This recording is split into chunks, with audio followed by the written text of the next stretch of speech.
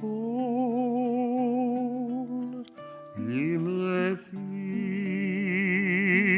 v'elyon libi lefanecha.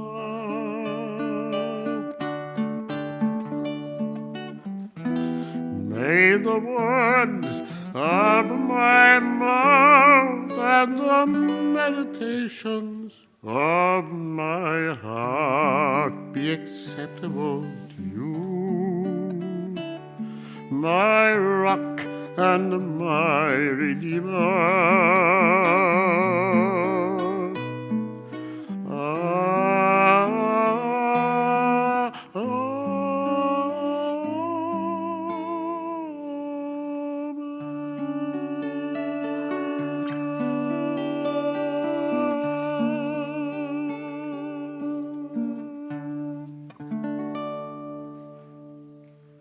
Thank you.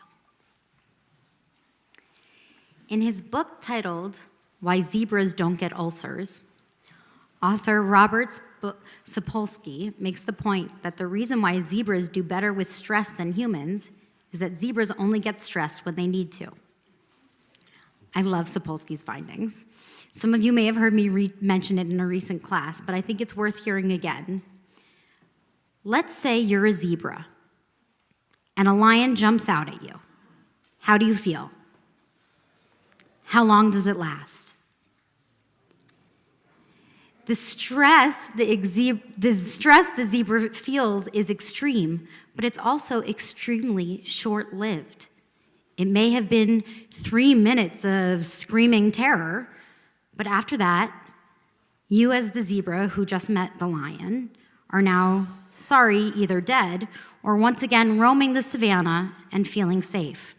You see, when the emergency or threat is over, zebras quickly revert to their peaceful and calm nature. Okay, you're all human again. And now a lion jumps out at you. How do you feel? How long does it last? Forever. If you survive, you may be traumatized because human beings can create stress responses over and over and over again long after a threat has ceased, and in some cases, long before a perceived danger ever comes about. Human beings have an anticipatory stress response that spins easily out of control like a car losing traction on an icy slope. And we have the ability to replay and relive situations in our minds, and when we do, we respond physiologically as if we were actually reliving it. The point, Sapolsky says, is that humans, unlike zebras, can get stressed out simply by thought. Thought alone can turn on the same stress response in us now as a human or zebra who is actually being attacked. This is a little crazy, and yet I'm obsessed with this idea. Because I think God wants us to be more like zebras, at least when it comes to living in the moment. One of the many ways we learn this lesson is from this week's Torah portion. Moses has a lot going on right now. The people arrive at the foot of the mountain of Mount Sinai, and God tells Moses to come up to the mountain so that he may receive divine instruction. This portion, known as the Covenant Code, is overflowing with laws and regulations for the Israelites. Yet the instructions begin in Exodus 24:12 when God says to Moses, "Come up to me, onto the mountain, and be there." Menachem Mendel of Kotsk, a revolutionary Hasidic rabbi from the early 1800s, writes about this verse saying, there's an apparently difficult situation here. If Moses came up to the mountain, he would already be there. So why would God also bother to specify and be there? From this apparent redundancy, we find proof that even one who strains himself to ascend onto a high mountaintop, it is nevertheless possible that he is still not there. The goal, you see, is not merely to ascend, but also to be there, to be actually present there and nowhere else. God instructs Moses to stop reliving the past and stop anticipating the future, and to be both physically and mentally present on the top of Sinai. The Kotzker Rebbe here sees this lesson and is describing mindfulness, the ability to pay attention and be a non-judgmental presence. Living in the now means having the ability to press pause on the film playing in your thoughts, to stop anticipating or replaying, and to instead just be there, be present in the moment. Nachmanides, the great medieval rabbi, mystic, and philosopher, sums it up when he writes, "You are where your thoughts are." Think about it. Yes, we're all at Temple Sinai tonight, but some of us are already thinking of our dinner plans, I can tell. Some of us are thinking about the traffic we faced on the way here, or we're stuck in the middle of an ongoing political narrative trying to evaluate and identify which, if any, candidates or parties we like. Or actually, we're not here because we're still in an argument in our head, or we're worried about an upcoming possible confrontation. According to Kabbalah, the Jewish mystical teachings, our thoughts create whole worlds of their own. This may be hard to imagine literally, but it's certainly true metaphorically. A world of pain, a world of worry. We exist where our thoughts are. So when we go somewhere, we should be there. This is why Rabbi Hillel asked, "Im lo akshav ein matai," if not now, then when? Rabbi David Rabbi argues that this phrase teaches us that the only way to reconcile Hillel's paradoxical lesson, which for those who don't remember is of being primarily for yourself without being solely for yourself, is to understand and focus on the word akshav, right now. If we are in the moment, if we are truly present and in tune with akshav, with what's going on right now, then we will know what to focus on. And it's not just Judaism that teaches the needs for mindfulness. Writer Ben Epstein notes, psychological research has demonstrated that the need to live in the present is as strong and beneficial as the need to engage in basic physiological functions such as breathing, eating, and sleeping. What do you think about that? He continues that despite numerous studies that have demonstrated the damaging effects on a person's mind and body of regret over the past and anxiety about the future, this idea still seems to evade a vast majority of the general populace. In short, if we're constantly living somewhere other than the present, we cannot survive emotionally.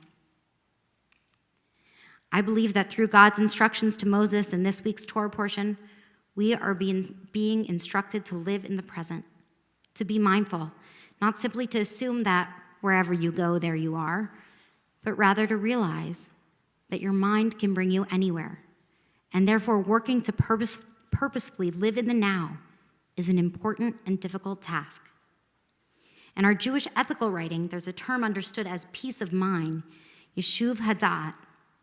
However, this is not simply about achieving serenity. In its Kabbalistic understanding, means to settle into unifying with the present moment. From this, we learn that peace of mind is achieved when we are fully present in the here and now. Our Shehechianu blessing, which is recited for recognizing the present moments as a gift, can be used to cultivate and appreciate being present in any given moment. Often recited when experiencing something new or special, this blessing lends itself to mindfulness cultivation. Rabbi Shefa Gold breaks the blessing down into each of its parts and notes that implied in this blessing is a commitment to vitality, to sustained presence, and to awareness.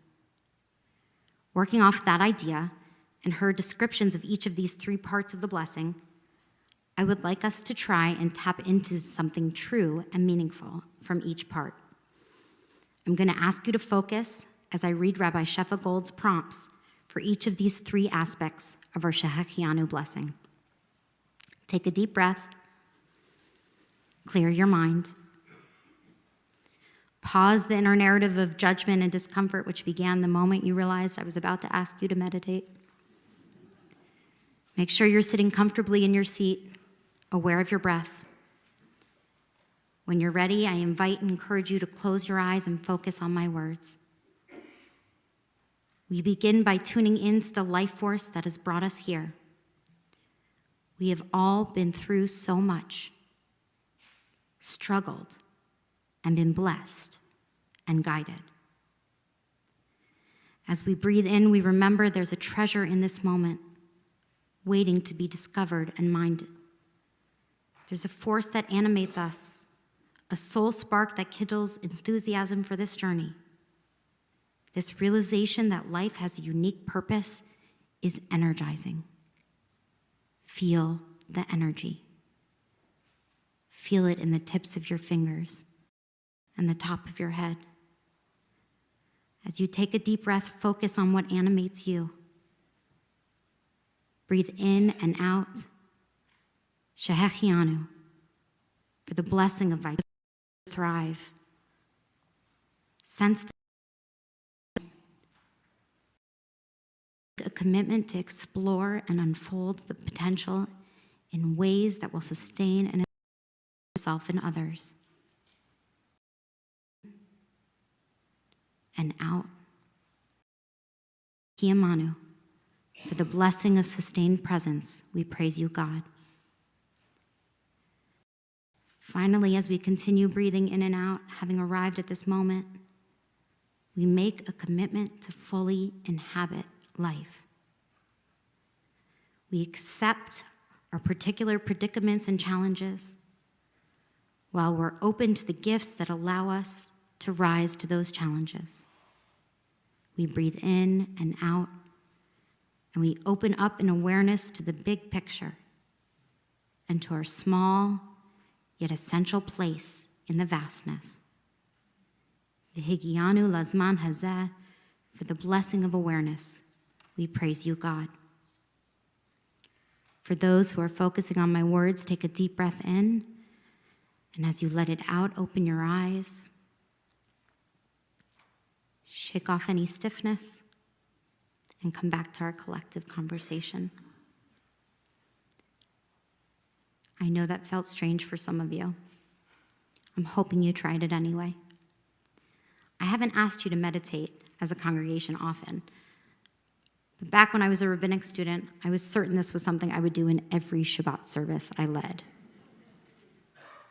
Our Torah portion this week and the commentary by the Kotzker Rebbe reminded me of what I once knew, which is that even serious, grounded, reason-driven individuals can benefit from moments of mindfulness and meditation, from reminders to be present in the here and the now.